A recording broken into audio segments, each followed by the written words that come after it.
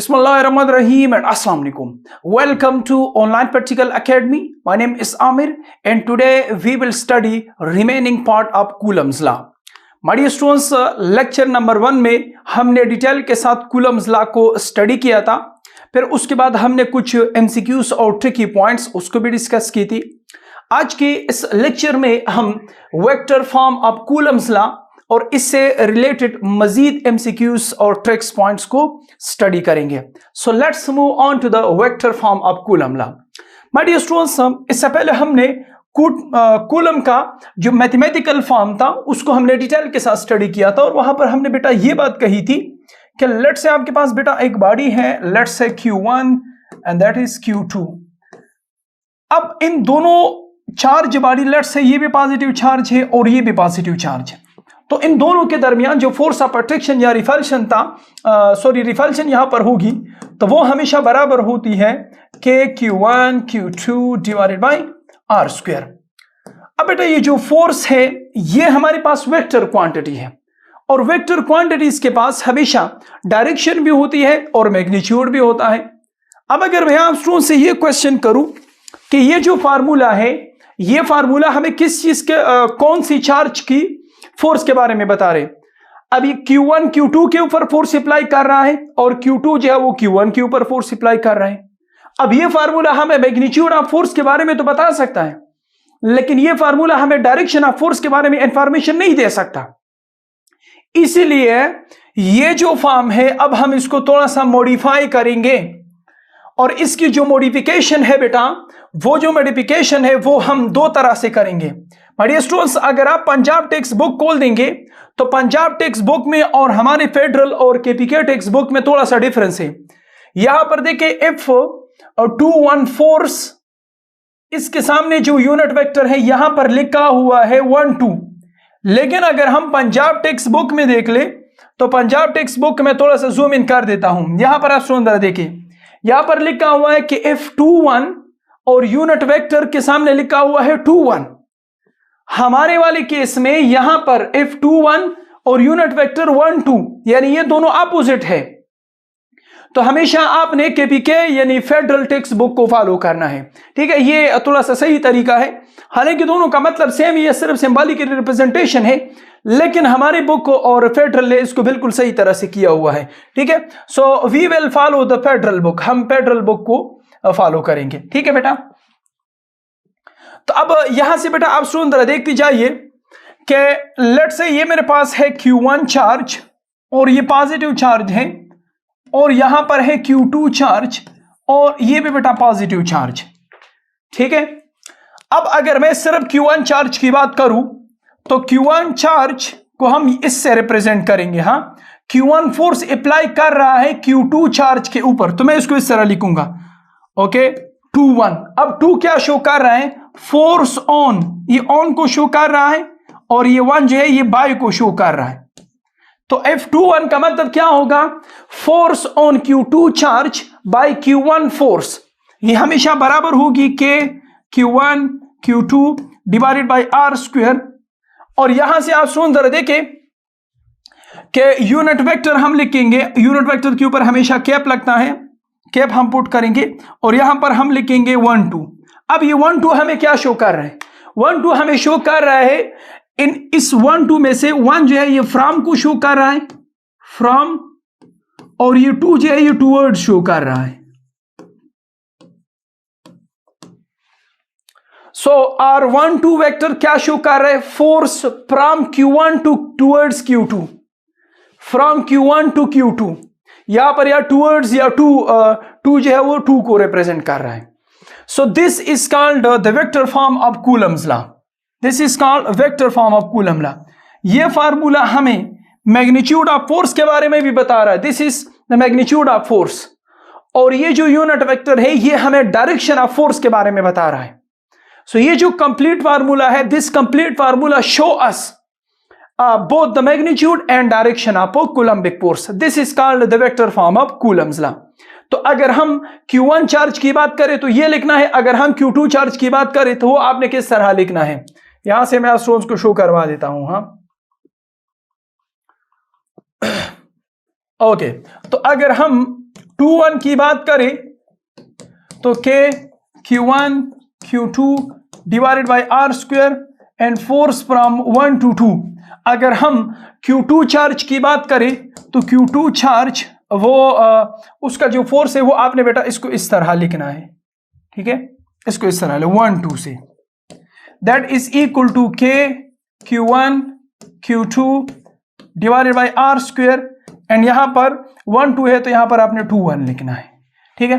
This is called the correct representation या expression of Coulomb's law, या इसको ये भी कहा जाता है, इसको हम इस तरह भी कह सकते हैं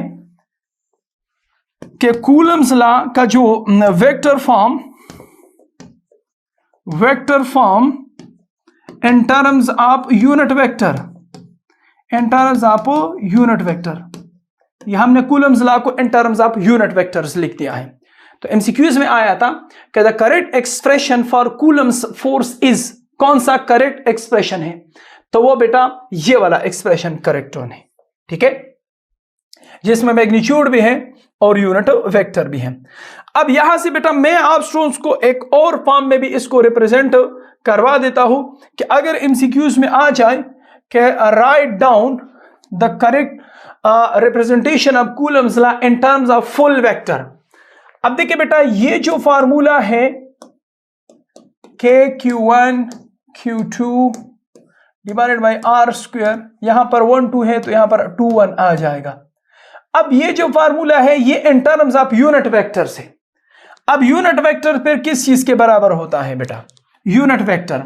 अब लेट से हमारे पास एक वेक्टर है, वेक्टर हमेशा बराबर होता है magnitude of vector into direction of vector, यानी यूनिट वेक्टर, ठीक है।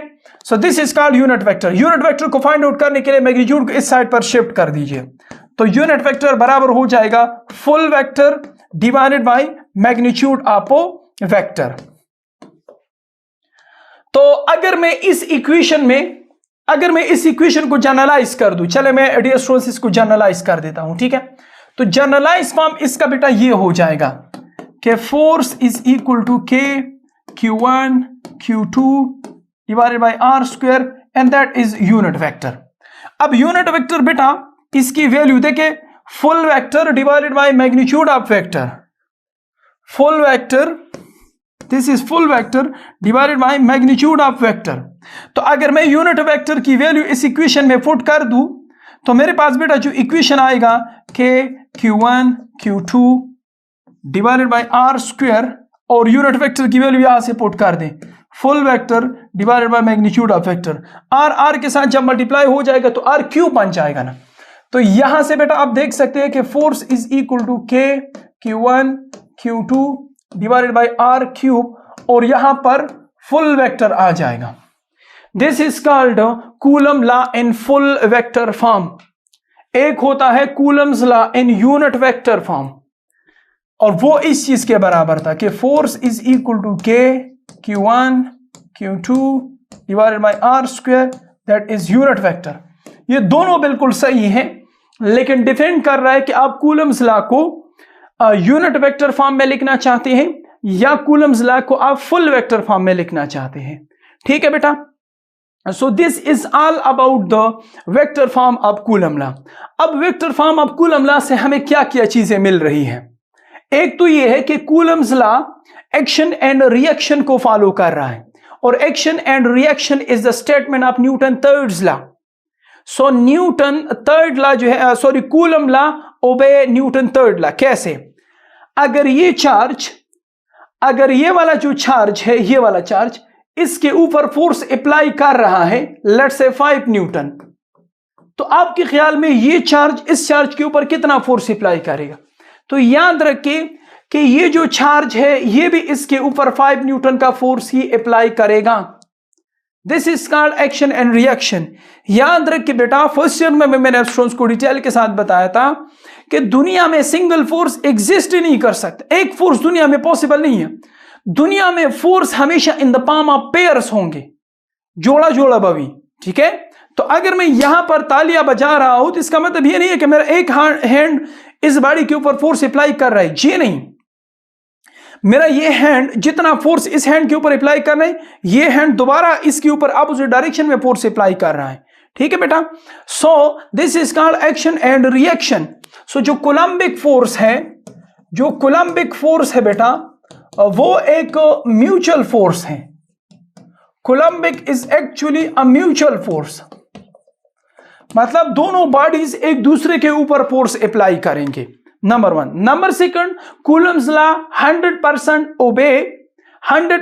ओबे Newton third law of motion. Number third point is कि the ratio of Coulombic force will always be equal. जिस तरह अगर ये Q1 है तो F12 force and F21 force ये हमेशा बराबर होंगे। F21 force divided by F12 force ये हमेशा 1 के बराबर होगी, और 1 डिवाइडेड बाय 1 को हम 1:1 भी लिख सकते हैं। ये एमसीक्यूज में कई दफा आ चुका है। ठीक है। सो कोलम्बिक फोर्स क्या है? ये एक म्यूचुअल फोर्स है। Coulombic force Newton third law को फॉलो कर रहा है। कोलम्बिक फोर्स के रेशियो हमेशा 1 के बराबर होगी। 1 डिवाइडेड बाय 1 को हम इस फॉर्म में भी लिख सकते हैं, इस फॉर्म में हम इसको लिख सकते हैं। ठीक है बेटा। तो ये सारे पॉइंट्स आप स्टूडेंट्स ने याद रखने हैं।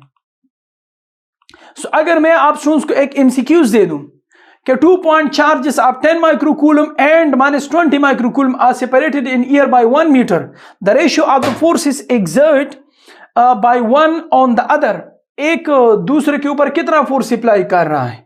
ठीक है। तो इनका अगर हम रेशियो ले लें तो रेशियो मैंने स्टूडेंट्स को बताया था कि F12 और F21 का जो रेशियो होगा that will always be equal to 1। 1 को हम 1 डिवाइडेड बाय 1 में लिख सकते हैं, और इस फॉर्म को हम 1:1 में लिख सकते हैं।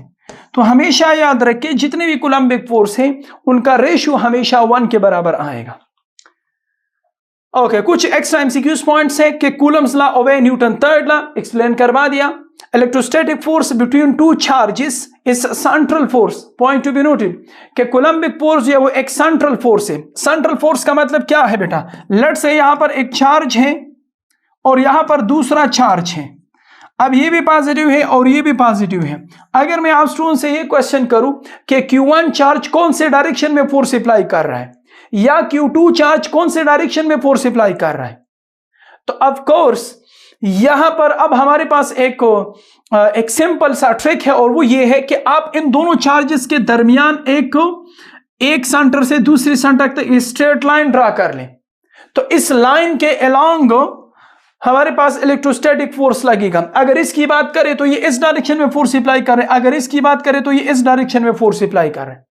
अगर मैं Q2 चार्ज को उठा लूं और यहां पर ले आऊं, अगर मैं Q2 चार्ज को ले आकर यहां पर ले आऊं, अब क्या होगा? अब अगर मैं आपसे क्वेश्चन करूं कि बताओ Q1 फोर्स Q2 चार्ज के ऊपर कौन से डायरेक्शन में फोर्स अप्लाई कर रहे हैं। लेट्स से यहां से हमने रिमूव करके ऊपर ले गए, तो अब कौन से डायरेक्शन में फोर्स अप्लाई करेगा? तो याद रखिए सेंटर से एक लाइन को ड्रा करें, अलोंग दिस लाइन फोर्स लगेगा। So this is called central force, के center to center line draw करें, उस लाइन के अलोंग जो है वो हमेशा इलेक्ट्रोस्टैटिक फोर्स लगेगा, तो इसको सेंट्रल फोर्स कहा जाता है। नेक्स्ट पॉइंट है बेटा कि if Q1 and Q2 are greater than 0 then the force will be repulsive in nature. If Q1 and Q2 less than 0 तो they will be attractive in nature. Simple सी बात है बेटा, अगर आपके पास सेम नेचर के चार्जेस हैं जिस तरह +Q and +Q, ओके, या -Q एंड -Q, तो ये हमेशा क्या होगा? सेम नेचर के है ना, सेम नेचर में हमेशा रिपल्सिव फोर्स होगा, रिपल्सिव फोर्स। अब एमसीक्यूज में आ सकता है कि which of the following condition show repulsive force nature. तो हमेशा याद रखें अगर दो चार्ज की प्रोडक्ट से मल्टीप्लिकेशन से वैल्यू ग्रेटर आ रही है, जिस तरह +3 कूलम और +7 कूलम, तो इससे 21 कूलम आता है जो कि ग्रेटर देन 0 है। इसी तरह -5 कूलम एंड -3 कूलम, इससे +15 आता है। जिस तरह देखिए -5 कूलम एंड -3 कूलम, तो बेटा इससे +15 आता है जो कि ग्रेटर देन 0 है। तो कंडीशन फॉर रिपल्शन क्या होगी कि value must be greater than 0। और अगर अपोजिट नेचर के हैं, एक प्लस चार्ज है और दूसरा नेगेटिव चार्ज है, तो इसके दरमियान हमेशा अट्रैक्टिव फोर्स होगा, हमेशा अट्रैक्शन होगी। तो अट्रैक्शन के लिए बेटा कंडीशंस क्या हो गई? अट्रैक्शन के लिए कंडीशंस ये हो गई कि अपोजिट नेचर होना चाहिए, और if the product of two forces की जो वैल्यू है वो लेस देन 0 आ रही है, तो उस सिनेरियो में फोर्स क्या होगा? अट्रैक्टिव होगा। ठीक है, नेक्स्ट पॉइंट है बेटा कि Coulomb's law only applicable for point charges and stationary charges.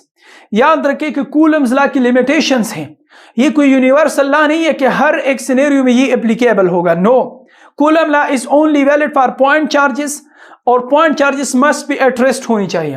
अब पॉइंट चार्जेस क्या है? पॉइंट चार्जेस एक ऐसा charge which exist at a single point, जिसकी कोई भी डायमेंशन ना हो। A charge whose dimensions are 0, जिसका लेंथ विड्थ कुछ भी नहीं है, सिर्फ डॉट है। जिस तरह इलेक्ट्रॉन है, इलेक्ट्रॉन को अगर रेस्ट में रोक दिया जाए तो उसको पॉइंट चार्ज कंसिडर कर सकते हैं। ठीक है, so this is called a point charge. A charge with exist at a single point, जो कि एक सिंगल पॉइंट पर एग्जिस्ट कर रहा हूं। याद रखिए कि पॉइंट चार्जेस में नो पोलराइजेशन, कभी पोलराइजेशन इसमें हो ही नहीं सकती, बिकॉज वो तो सिंगल पॉइंट पे है ना। ठीक है, दूसरा डिफिनेशन ये है कि if the distance between two charges is much greater than their sizes.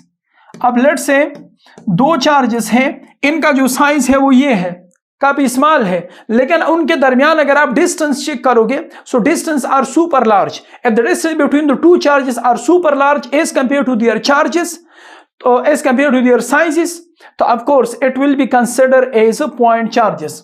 इनको पॉइंट चार्ज कंसिडर किया जा चुका है, कर सकते हैं। ठीक है, so this is also point charges. ठीक है, सो कूलम लॉ सिर्फ पॉइंट चार्जेस के लिए वैलिड है। अब पॉइंट चार्जेस के लिए वैलिड क्यों है, ये अभी मैं आप स्टूडेंट्स को शो करवा देता हूं। नंबर सेकंड पॉइंट इसके point charges must be at rest.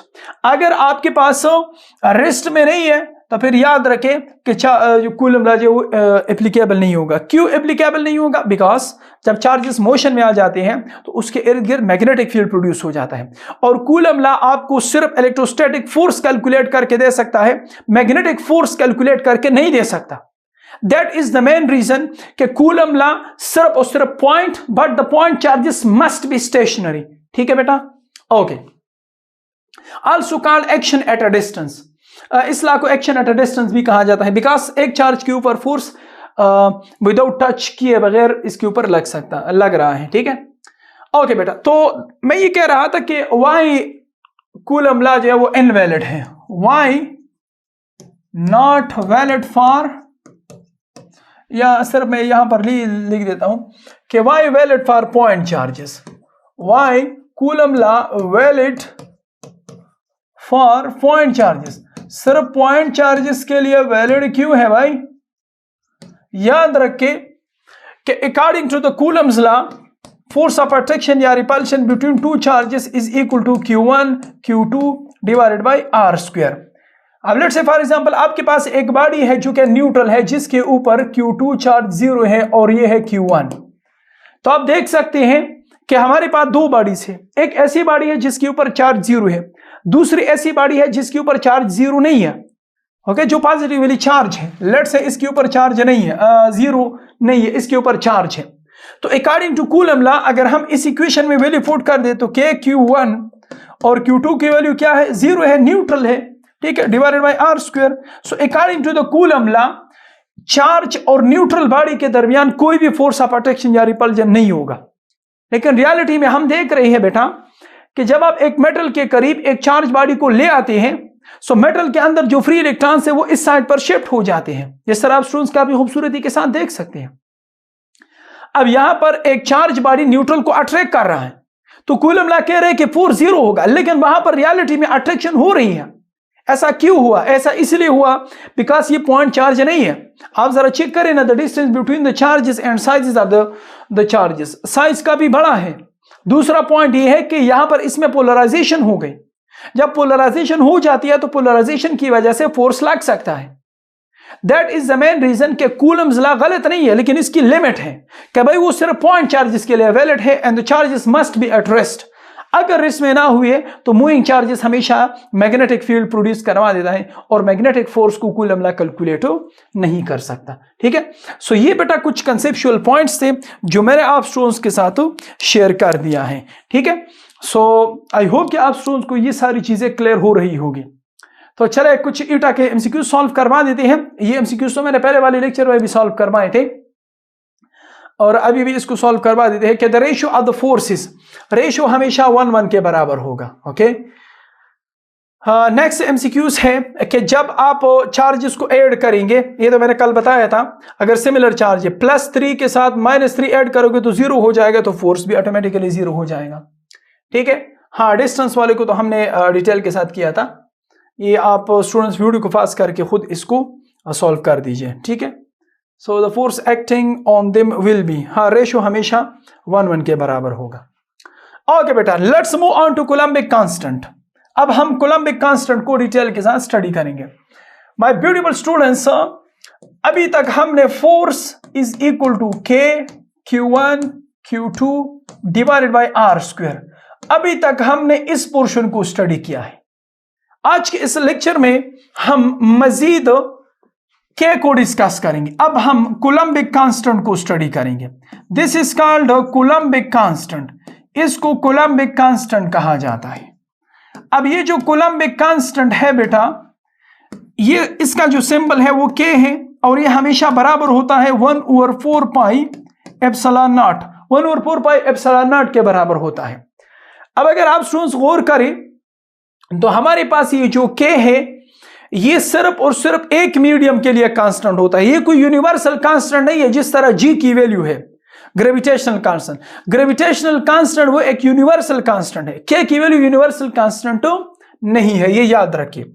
My dear students, from this beautiful equation K की जो वैल्यू है वो डिपेंड कर रही है टू थिंग्स।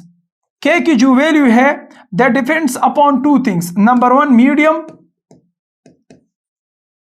और नंबर 2 सिस्टम ऑफ यूनिट्स। दोनों में प्रूव करवा देता हूं, system of units.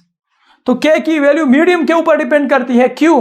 Because K is equal to 1/4 pi epsilon naught, epsilon naught is called the permittivity of the medium. हर एक मीडियम की परमिटिविटी डिफरेंट होती है, तो अगर परमिटिविटी डिफरेंट है, लेट्स से फॉर एग्जांपल, अब हम इसको डिटेल के साथ एक्सप्लेन करवाएंगे सो दैट कि आप स्टूडेंट को ब्यूटीफुली समझ आ जाए कि बेसिकली मैं क्या कहना चाह रहा हूं। ठीक है बेटा, तो देखिए अगर आपके पास दो चार्जेस है, लेट्स है Q1 and that is Q2, अगर इनके दरमियान ईयर है या वैक्यूम है, तो उस सिनेरियो में हमेशा याद रखिए कि उस सिनेरियो में जो K की वैल्यू होगी 9 मल्टीप्लाई बाय 10⁻⁹। अगर आपके पास दो चार्जेस हैं, दो चार्जेस के दरमियान मीडियम ईयर है, हवा है, तो उस सिनेरियो में K की जो वैल्यू होगी वो 9 मल्टीप्लाई बाय 10⁻⁹ है, नंबर 1। नंबर 2 पॉइंट इज कि अगर आप K का यूनिट फाइंड आउट करना चाहें तो K Q1 Q2 divided by R², सारी वेरिएबल्स को इस साइड पर शिफ्ट कर दें तो K बराबर होगा FR² divided by Q1 Q2। ठीक है, तो फोर्स का यूनिट क्या है? न्यूटन, डिस्टेंस क्या है? मीटर, और स्क्वायर है तो स्क्वायर आ जाएगा, और दो चार्जेस है तो कूलम स्क्वायर आ जाएगा। तो यहां से बेटा हम पुट कर सकते हैं कि न्यूटन मीटर स्क्वायर पर coulomb square is the SI unit of K, is the SI unit of K।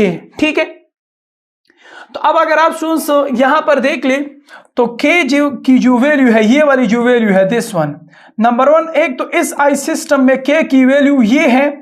Number 2 point इस अगर दो मीडियम के दरमियान ईयर है तो इस आई सिस्टम में, सिस्टम इंटरनेशनल में K की वैल्यू इसके बराबर होती है। अगर हम यहां पर दो चार्जेस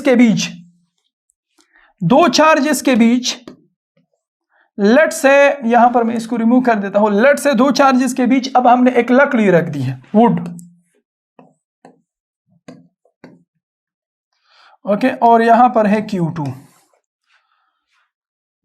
तो अब आप स्टूडेंट देख सकते हैं कि अब दो चार्जेस के बीच, देखिए यहां पर ईयर है और अब यहां पर लकड़ी है, तो इस सिनेरियो में K की जो वैल्यू होगी वो याद रखे कि 1/4 पाई एप्सिलॉन नॉट होगी, एप्सिलॉन होगी, एप्सिलॉन नॉट नहीं है, सॉरी, एप्सिलॉन एम होगी which is not is equal to 9 multiply by 10 raise to the power 9। याद रखें हर एक सिनेरियो में ये मैंने क्या लिख दिया, ये तो मैंने 109 लिख दिया। ओके, न्यूटन मीटर स्क्वायर पर कूलम स्क्वायर, ठीक है बेटा। सो यहां से हमने ये सीख लिया कि हर एक सिनेरियो में ऐसा नहीं है कि आपने दो चार्जेस के बीच लकड़ी रख दी और फिर भी के की value 9 multiply by 10 to the power 9 होगी। नो, के की value totally depends upon the medium. कौन सा मीडियम पड़ा हुआ है, अगर एयर है और एसआई सिस्टम है तो के की वैल्यू ये है, अगर लकड़ी है तो के की वैल्यू डिफरेंट हो जाएगी। आप इसको बेटा यहां से कैलकुलेट कर सकती है, number 1 point. Number 2 point is कि के की जो एसआई वैल्यू है वो तो 9 multiply by 10 raise to the power 9 है, सिर्फ एसआई सिस्टम में है।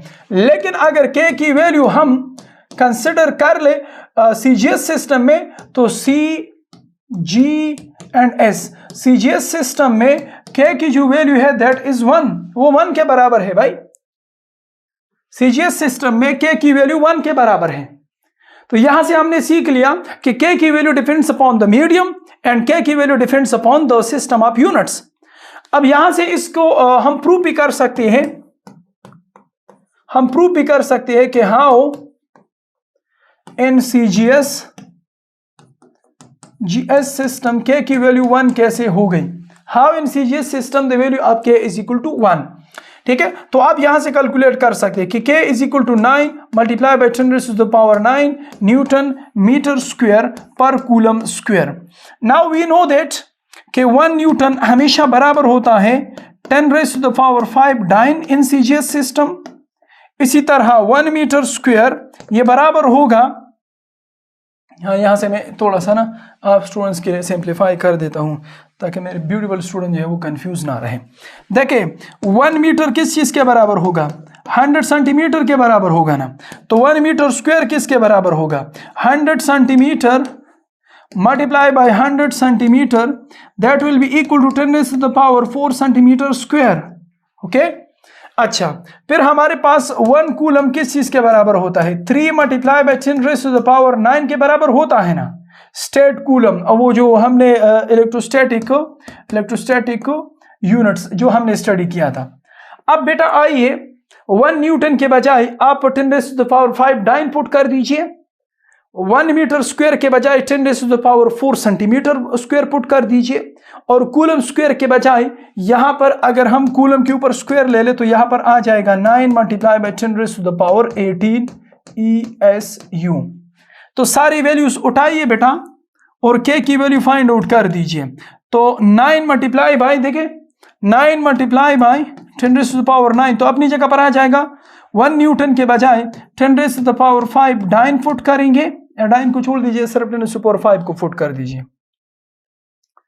Okay 10 raise to the power 5 put करेंगे, मीटर स्क्वायर के बजाय 10 raise to the power 4 centimetre square put करेंगे, और कूलम के बजाय 9 multiply by 10 raise to the power 18 put करेंगे।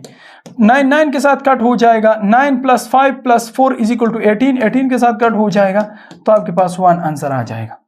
तो आप स्टूडेंट्स ने देख लिया कि के की जो वैल्यू है they also depends upon the system of units, ठीक है। और दूसरा पॉइंट ये है बेटा कि जितने भी दुनिया में कांस्टेंट हैं, जिस तरह ग्रेविटेशनल कांस्टेंट है, कोलंबिक कांस्टेंट है, वो सारे after performing the experiments find out की जाती हैं। जिस तरह ग्रेविटेशनल कांस्टेंट की जी की जो वैल्यू है ये कैवेंडिश ने फाइंड आउट की थी और after performing the experiment find out की थी, और बाज लोगों का तो कहना है कि 25 डेज लगे थे जी की वैल्यू कैलकुलेट करने के लिए, ठीक है। Okay, important points of Coulombic constant क्या है कि it is Coulombic constant's value of K depends upon medium and system of units. In SI system medium between the charges and air, वो तो मैंने एक्सप्लेन करवा दिया। इन सीजीएस सिस्टम इसकी value 1 है, ठीक है। तो आप लोगों का मैं होमवर्क दे रहा हूं, होमवर्क हो जाएगा, एंड दैट इज बेटा you have to tell me the dimensions of K की डायमेंशंस क्या होगी, आपको लोगों का होमवर्क हो गया, ठीक है। Okay, now let's move on to epsilon naught that is a permittivity, ठीक है। तो इन पॉइंट को डिस्कस करने के लिए सबसे पहले हम coulomb law in material medium को स्टडी कर देते हैं, ठीक है।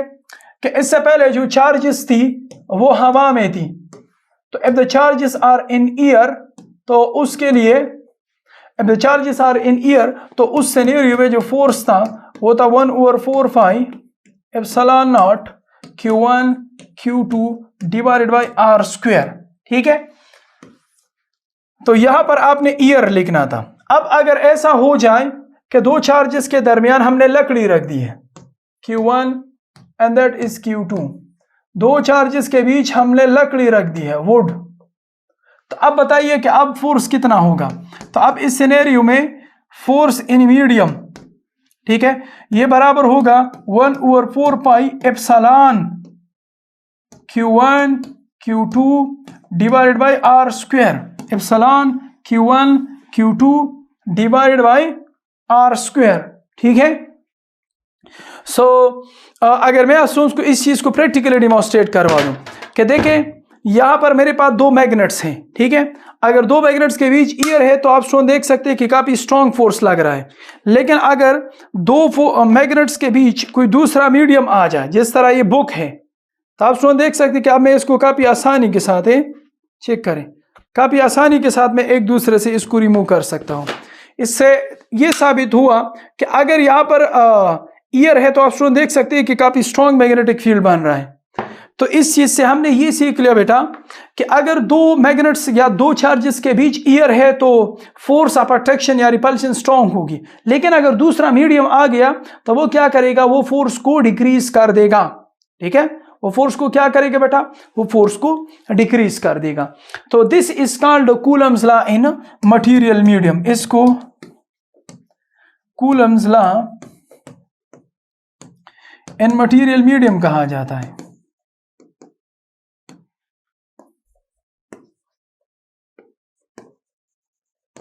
Coulomb law in material medium. ठीक है, okay, now let's discuss permittivity कि परमिटिविटी आपके पास क्या है।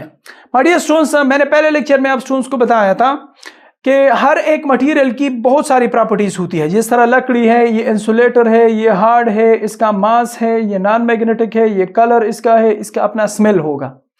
बिल्कुल इसी तरह इस मटेरियल के पास एक और प्रॉपर्टी है and the name of that property is permittivity. Permittivity, तो परमिटिविटी क्या है बेटा, permittivity is the name of a property जो कि हमेशा एक हर एक बॉडी के पास होती है। अब ये परमिटिविटी हमें क्या शो करवाएगा, ये परमिटिविटी हमें क्या शो करवाएगा। माय डियर स्टूडेंट्स, जब आपके पास दो बॉडीज होती है, लेट्स से ये है Q1 एंड Q2,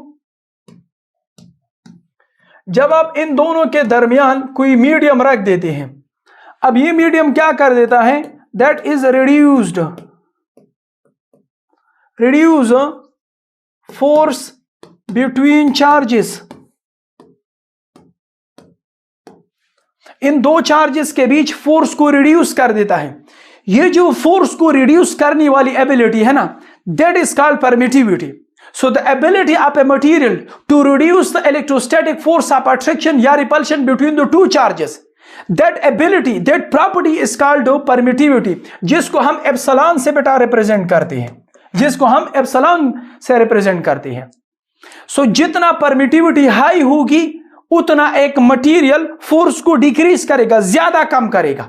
जितनी परमिटिविटी कम होगी उतना वो फोर्स को कम नहीं करेगा।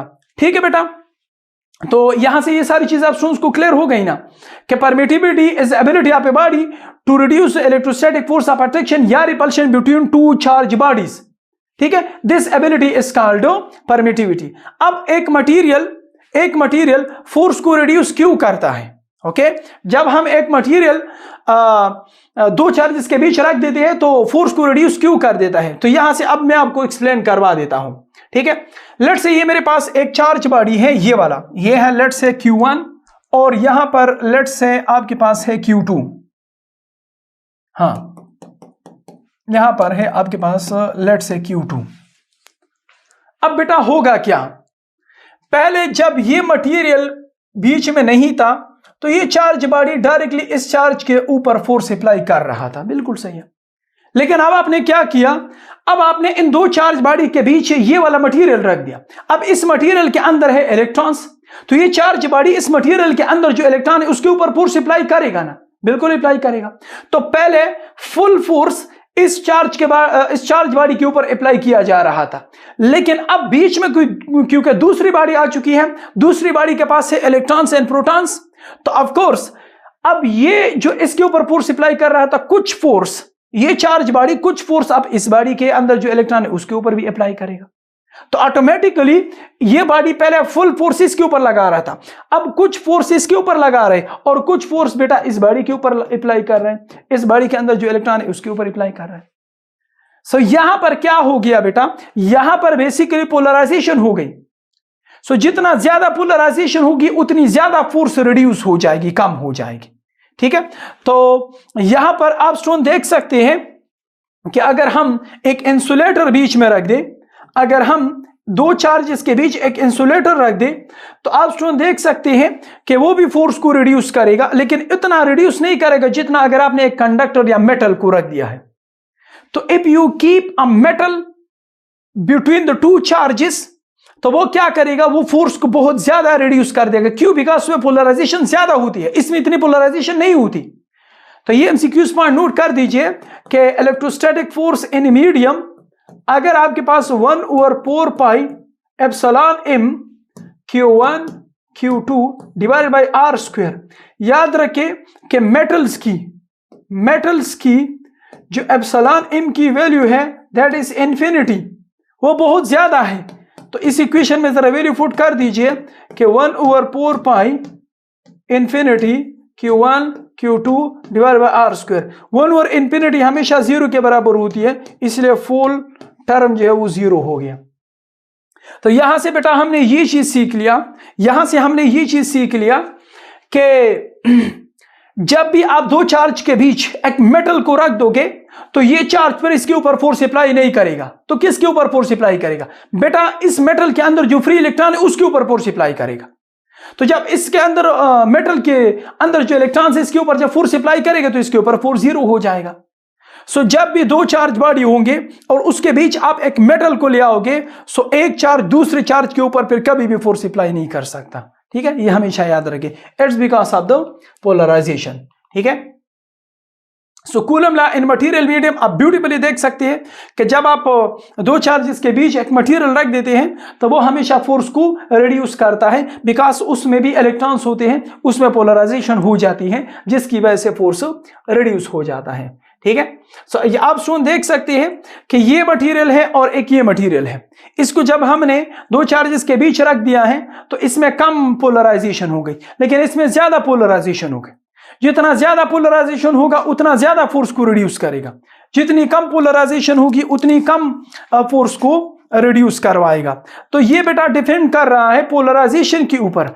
अगर आपके पास ज्यादा पोलराइजेशन हो गई, अगर ज्यादा पोलराइजेशन हो गई तो फिर ज्यादा फोर्स रिड्यूस होगा, और अगर कम पोलराइजेशन हो गई तो फिर आपके पास कम फोर्स रिड्यूस होगा। So it totally depends upon the polarisation. Important points of permittivity को नोट कर देते हैं, लेकिन सबसे पहले हम important points of permittivity of free space को डिस्कस कर देते हैं, बिकॉज उसको हमने बीच में छोड़ा था ना, यहाँ पर ये जो मैंने स्टूडेंट्स को बताया था epsilon not. Okay, epsilon not के बारे में हम कुछ पॉइंट्स डिस्कस कर लेते हैं, एंड दैट इज कि epsilon naught is the absolute permittivity of free space. इसको absolute permittivity of free space भी कहा जाता है। इसकी जो वैल्यू है वो है 8.85 मल्टीप्लाई बाय 10⁻⁻12। आपका होमवर्क हो गया, you have to derive its unit, and its unit is coulomb square per newton square per metre square. दूसरा होमवर्क है, you have to derive this dimensions. आपने इसकी जो डायमेंशन है, आपने जो डायमेंशन से वो आप स्टूडेंट्स का होमवर्क हो जाएगा। This is homework for you students. ठीक है, नेक्स्ट पॉइंट बेटा, अच्छा मैं इसको थोड़ा सा जल्दी टीच करवा रहा हूँ, इट्स बिकॉज के कुछ स्टूडेंट्स कह रहे थे कि मेरे लेक्चर जो वो कुछ लेंथी है, बिकॉज अगर लेंथी नहीं होगा ना तो फिर डिटेल नहीं होगी, और अगर डिटेल नहीं है तो फिर आपको समझ नहीं आएगा, अगर समझ नहीं आएगी तो फिर इस ट्यूशन का और इस क्लासेस का क्या फ़ायदा। तो इसलिए मैं बेटा कोशिश कर देता हूँ कि मैं चीज़ों को डिटेल के साथ टीच करवा दूँ। ठीक है बेटा, ओके जी, okay let's move on to relative permittivity. अब रिलेटिव परमिटिविटी क्या है? तो रिलेटिव परमिटिविटी का मतलब ये है, देखिए बेटा, लेट्स से फॉर एग्जांपल आपके पास एक चार्ज है और दूसरा चार्ज, इन दोनों के दरमियान ईयर था, ठीक है। तो जब दोनों के दरमियान ईयर था तो हमने ईयर में फोर्स चेक कर दिया, लेट्स से वो 20 न्यूटन था। अब हमने क्या किया, अब हमने सेम चार्जेस को अब हमने किसी कंटेनर के अंदर रख दिया है। एक मिनट में जरा इसको साइड पे कर दूं, आई एम सो सॉरी बेटा फॉर दैट। हाँ, तो अब सेम चार्जेस को हमने वाटर में रख दिया है, ये है Q1 और ये है बेटा Q2। सेम चार्जेस को अब हमने वाटर में रख दिया है। तो अब हमने जब चेक कर दिया कि फोर्स इन मीडियम, तो वो आपके पास बराबर आ रही थी 4 न्यूटन। अब फोर्स कम हो गई ना, बिल्कुल कम हो गई। पहले जब दो चार्जेस हवा में थे तो फोर्स ज्यादा लग रही थी, अब दोनों चार्जेस को हमने वाटर में रख दिया तो अब फोर्स कम हो रही है। अगर हम एक काम करें, अगर हम दोनों फोर्सेस का रेशियो ले लें कि the ratio of force in air divided by force in medium, अगर हम इन दोनों का रेशियो ले लें तो फोर्स इन ईयर जो है वो 20 न्यूटन था और फोर्स इन वाटर वो आपके पास 4 न्यूटन था। तो जब ये दोनों कैंसिल आउट हो जाएंगे तो आपके पास एक प्योर नंबर आ जाएगा, this pure number is known as was given a special name that is called relative permittivity. Relative permittivity show us कि एक मीडियम के अंदर फोर्स कितना टाइम कम हो जाएगा, कितना गुना कम हो जाएगा। अब यहां से आप देख सकते हैं कि जब आप force in medium divide by force in air divided by force in medium कर देते हैं तो आपके पास एक पेवर नंबर आता है। वो पेवर नंबर हमें यह शो करता है कि आपके पास फोर्स कितना गुना कम होगा। लेट्स से किसी ने मुझे बताया कि फोर्स इन ईयर, हवा में दो चार्जेस के बीच 100 न्यूटन फोर्स है। तो बताइए कि अगर हम दोनों चार्जेस को वाटर में रख देंगे तो फोर्स कितना गुना कम होगा। तो फोर्स तो यहां से आप स्टूडेंट फाइंड आउट कर सकते हैं, and that is you have to divide the 100 by let's say अगर रिलेटिव परमिटिविटी ऑफ वाटर को हम 5 कंसीडर कर ले तो फिर 5 के ऊपर डिवाइड करना है तो आपके पास जो फोर्स आ जाएगा वो 20 न्यूटन होगा, ठीक है। सो रिलेटिव परमिटिविटी क्या है? Relative permittivity basically epsilon R से रिप्रेजेंट किया जाता है force in medium divided by force in air divided by force in medium. इन दोनों के रेशियो से आपके पास एक कांस्टेंट नंबर आएगा। जिस तरह अगर आप स्टूडेंट्स यहां से देख ले, पंजाब टेक्स्ट बुक में भी वैल्यूज देख ले और केपीके टेक्स्ट बुक में भी वैल्यूज देख ले, ये वैल्यू आप स्टूडेंट्स ने लाजमी रीड आउट करनी है। ये रीड आउट आपने क्यों करनी है? बिकॉज इसके ऊपर अभी मैं एक एमसीक्यू सॉल्व करवा देता हूं तो आप स्टूडेंट्स को पता चल जाएगा कि इससे कितने जबरदस्त एमसीक्यूज आ सकती हैं, ठीक है।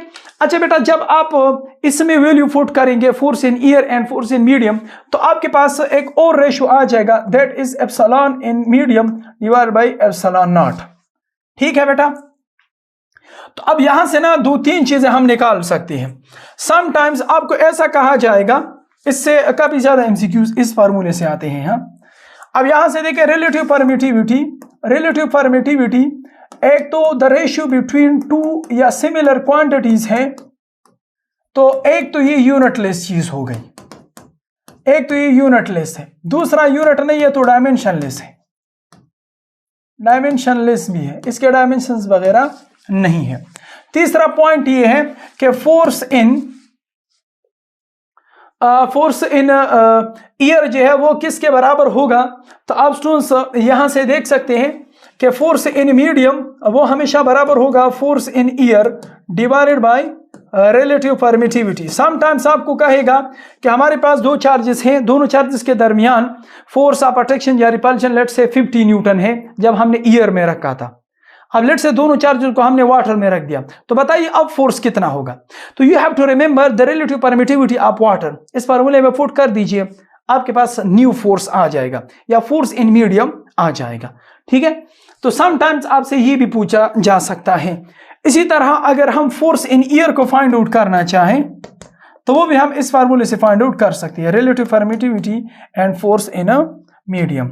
दूसरा पॉइंट हो गया, इसके ऊपर हम एमसीक्यू सॉल्व करवाएंगे। हाँ, तीसरा जो इंपॉर्टेंट पॉइंट है कि relative permittivity is also equal to epsilon divided by epsilon naught. Epsilon naught को शिफ्ट कर दीजिए तो epsilon m is equal to epsilon naught into epsilon r। So if you want to find the permittivity of the medium, अगर आपके पास relative permittivity given है तो epsilon की value तो वैसे भी हमें पता है कि 8.85 मल्टीप्लाई बाय 10⁻⁻12 और रिलेटिव परमिटिविटी की वैल्यू अगर आपको पता है तो आप रिलेटिव परमिटिविटी आप मीडियम को आसानी के साथ कैलकुलेट कर सकते हैं। ठीक है, so if you want to find the new force के मीडियम के अंदर फोर्स कितना होगा, अगर आपको रिलेटिव परमिटिविटी गिवन हो तो simple force in year divide by relative permittivity. अगर आपने फोर्स इन ईयर को फाइंड आउट करना है तो रिलेटिव परमिटिविटी मल्टीप्लाई करना है। अगर आपने जो relative permittivity of the medium है अगर उसको फाइंड आउट करना है तो you have to multiply the relative permittivity with epsilon naught. ठीक है बेटा, सो ये सारे इंपॉर्टेंट पॉइंट्स है जिसके ऊपर हम इंशाल्लाह एमसीक्यूज सॉल्व करवाएंगे। ओके, सो रिलेटिव परमिटिविटी हमेशा याद रखें कि रिलेटिव परमिटिविटी से ये चीज हम सीख सकते हैं। देखें कि फोर्स इन मीडियम ये हमेशा फोर्स इन ईयर से कम ही होगा। क्यों? Because force in air divided by relative permittivity, और रिलेटिव परमिटिविटी की जो वैल्यू होती है वो हमेशा ग्रेटर देन 1 होती है। रिलेटिव परमिटिविटी की वैल्यू 1 से कम नहीं हो सकती, ये हमेशा ग्रेटर देन 1 होगी। ये इंपॉर्टेंट पॉइंट नोट कर दीजिए। ठीक है, ओके। अब अगर कोई आपसे ये क्वेश्चन करे कि फोर्स इन ईयर कितने टाइम ग्रेटर होगा, तो ये epsilon r multiply by force in medium, इतना गुना फोर्स ग्रेटर होगा हवा में। ठीक है, epsilon r in terms of K. अच्छा बेटा, समटाइम्स आपसे इस तरह भी पूछा जाता है, समटाइम्स आपसे इस तरह भी पूछा जा सकता है कि के इन टर्म्स ऑफ उसमें आप जरा रिप्रेजेंट कर ले। So when air is replaced by dielectric medium of constant K, the maximum force of attraction between two charges separated by a distance. So my dear students, sometimes जो dielectric होता है, dielectric constant, उसको कैसे represent किया जाता है? तो देखिए, अगर हम relative permittivity in terms of dielectric constant लिखना चाहें तो वो बेटा इस तरह आएगा कि डाइइलेक्ट्रिक कांस्टेंट की value in air divided bye dielectric constant की वैल्यू इन मीडियम। ठीक है, तो इसके साथ जब आप इसको मल्टीप्लाई करेंगे तो dielectric constant in air is equal to epsilon r multiply by K in medium. सो अब आप इस एमसीक्यूज को खुद सॉल्व करवा सकती हैं। ठीक है, सो काफी सिंपल एमसीक्यूज है। अब शाबाश, जरा खुद इसके ऊपर प्रैक्टिस कर दीजिए कि एमसीक्यूज में हमसे क्या मांगा जा रहा है। सो अब यहां से बेटा आप देख सकते हैं, मैंने स्टूडेंट्स को पहले भी बताया था कि जब आप दो चार्जेस के दरमियान लेट से ईयर है, मैं इधर इसको रिमूव कर दूं सो दैट कि मैं इसको खुद सॉल्व करवा दूं। देखे बेटा, दो चार्जेस हैं, दोनों हवा में है, ईयर में। दोनों चार्जेस के बीच अब हमने क्या किया, अब हमने एक इंसुलेटर रख दिया है। ओके, और इसकी जो रिलेटिव परमिटिविटी है या जो डाइइलेक्ट्रिक कांस्टेंट है उसकी वैल्यू के है। तो बताइए कि इनके दरमियान जो मैक्सिमम फोर्स है, देखिए यहां पर मैक्सिमम फोर्स था, अब फोर्स रिड्यूस हो जाएगा। सो कितना गुना रिड्यूस होगा? ये तो काफी सिंपल सी बात है ना, कि जो फोर्स इन ईयर है, जो फोर्स इन मीडियम, जो फोर्स इन मीडियम है वो किसके बराबर होता है? Force in air divided bye के, या के को आप रिलेटिव परमिटिविटी भी कह सकती है। ठीक है, तो ये के टाइम डिक्रीज हो जाएगा, डिक्रीज के टाइम। देखिए मैक्सिमम फोर्स कितना डिक्रीज हो जाएगा? के गुना। जितनी रिलेटिव परमिटिविटी की वैल्यू ज्यादा होगी उतना आपके पास फोर्स या वो रिड्यूस होता जाएगा। Relative permittivity, which of the dielectric should be replace the transformer oil so that the coulombic force don't change? यहां पर आप जरा चेक करें कि रिलेटिव परमिटिविटी की कितनी ज्यादा इंपॉर्टेंस है। रिलेटिव परमिटिविटी की कितनी ज्यादा इंपॉर्टेंस है, वो जो टेबल मैंने आप स्टूडेंट्स को शो करवाया था। अगर इस तरह का एमसीक्यूज आ जाए तो अब हो सकता है कि यह आपको काफी मुश्किल लग रहा हो, लेकिन ये काफी आसान है। क्वेश्चन में हमसे पूछ रहे हैं कि which of the following dielectric should be replaced the transformer oil so that the coulombic force don't change? बेटा ये कह रहा है कि ट्रांसफार्मर में जो ऑयल होती है हम चाहते हैं कि उसको रिप्लेस करवा दे दूसरी मटेरियल से, लेकिन जब हम दूसरा मटेरियल रिप्लेस करवाएंगे तो कूलम्बिक फोर्स के ऊपर कोई इफेक्ट नहीं होना चाहिए। तो ये तो बेटा तब पॉसिबल है, ये तो आपके पास तब पॉसिबल है जब आपके पास दोनों मीडियम की जो रिलेटिव परमिटिविटी हो वो सेम हो। देखिए यहां पर Q1 और Q2 के दरमियान पहले लेट से ट्रांसफार्मर ऑयल था। अब हम चाहते हैं कि Q1 और Q2 के दरमियान जो ऑयल है उसको रिप्लेस करा दिया जाए दूसरे मीडियम से, लेकिन फोर्स के ऊपर कोई इफेक्ट ना पड़े, कोई असर ना पड़े। तो ये कब पॉसिबल है? ये तब पॉसिबल है जब दो चार्जेस के बीच क्या हो, जब आपके पास दो चार्जेस के बीच जो मीडियम आप डाल रहे उसकी रिलेटिव परमिटिविटी सेम होनी चाहिए। तो देखिए वाटर और टेफ्लॉन की जो रिलेटिव परमिटिविटी है वो सेम है, सॉरी ट्रांसफार्मर ऑयल और टेफ्लॉन की जो रिलेटिव परमिटिविटी है वो सेम है। तो इसलिए you have to replace with Teflon. तो ये एमसीक्यूज आपको हो सकता है मुश्किल लग रहा हो, लेकिन ये अब काफी इजी हो चुका है। द रीजन इज के you have to check all the tables as well in the book, कि अगर आपको इस टेबल में जो वैल्यू अगर आपको गिवन ना हो या आपको आइडिया ना हो या आपने चेक ना की हो तो बेटा याद रखें कि फिर आपके पास ये एमसीक्यूज आपको काफी मुश्किल लगेगा। अब देखिए इस टेबल में आप ये भी देख सकते हैं कि सबसे जो लोवेस्ट रिलेटिव परमिटिविटी की वैल्यू है वो ईयर की है, वैक्यूम की 1 है, ईयर की ज्यादा है, ठीक है। अच्छा वाटर की सबसे ज्यादा है, दो मटेरियल की सेम है, ठीक है। इसी तरह फेरापीन पेपर वो तकरीबन ऑलमोस्ट जो टेफ्लॉन और ट्रांसफार्मर ऑयल है उसके करीब है, लेकिन ट्रांसफार्मर ऑयल और टेफ्लॉन की ज्यादा है, ठीक है बेटा। At the force between two charges in air is 100 Newton. If a paraffin having ER is insert या epsilon या relative permittivity between the charges, then the force.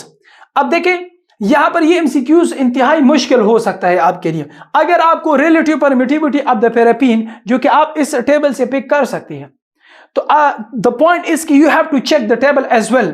अगर आपको पैराफीन की जो रिलेटिव परमिटिविटी है अगर वो आइडिया हो, जिस तरह रिलेटिव पैराफीन कहां पर है मैं जरा चेक कर लूं, है भी को, हाँ देखें पैराफीन उसकी जो रिलेटिव परमिटिविटी है वो 2 है। तो ये कह रहा है कि दो चार्जेस है, दो चार्जेस के बीच हमने रिलेटिव जो पैराफीन है वो रख दिया है।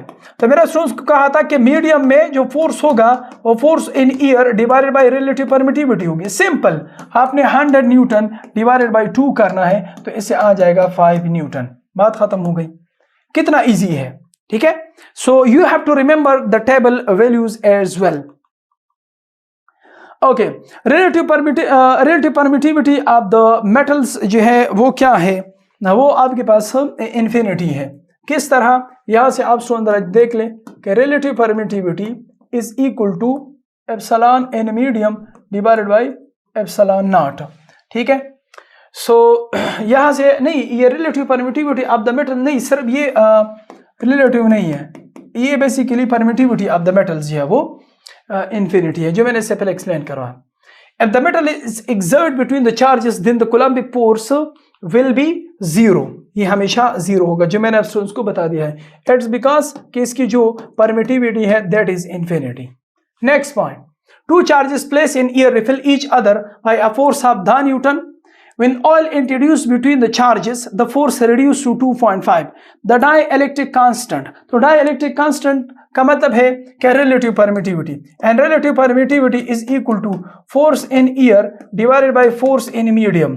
तो दोनों फोर्सेस गिवन है, वैल्यूज पुट कर दीजिए तो आपके पास आंसर आ जाएगा। वो आंसर क्या आएगा वो यहां से मैं पुट कर देता हूं कि फोर्स बिटवीन कितना है, वो है 10⁻⁻⁴ डिवाइडेड बाई 2.5 मल्टीप्लाई बाई 10⁻⁻⁵। इसको कैलकुलेट कर दीजिए कि आपके पास इसकी क्या वैल्यू आ जाएगी, ठीक है। मैं ज़रा खुद इसको कैलकुलेटर में सॉल्व करवा देता हूँ, या चले फिर आप स्टूडेंट्स इसको खुद सॉल्व करवा लें, काफ़ी टाइम हो चुका है, मैं खुद इसको भूल चुका हूँ कि इसमें क्या वैल्यू आ रही है, ठीक है बेटा। ओके, नाउ कुछ इंपॉर्टेंट पॉइंट्स है उसको डिस्कस कर लेते हैं कि any medium relative permittivity has greater than 1। किसी भी मीडियम की जो रिलेटिव परमिटिविटी है वो हमेशा 1 से ग्रेटर होगी। क्यों? In air divided by relative permittivity.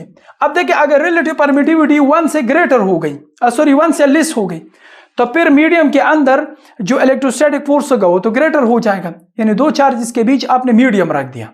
क्या ऐसा पॉसिबल है कि दो चार्जेस के दरमियान आपने मीडियम रख दिया और फोर्स बढ़ गया? नहीं नहीं, ऐसा नहीं हो सकता।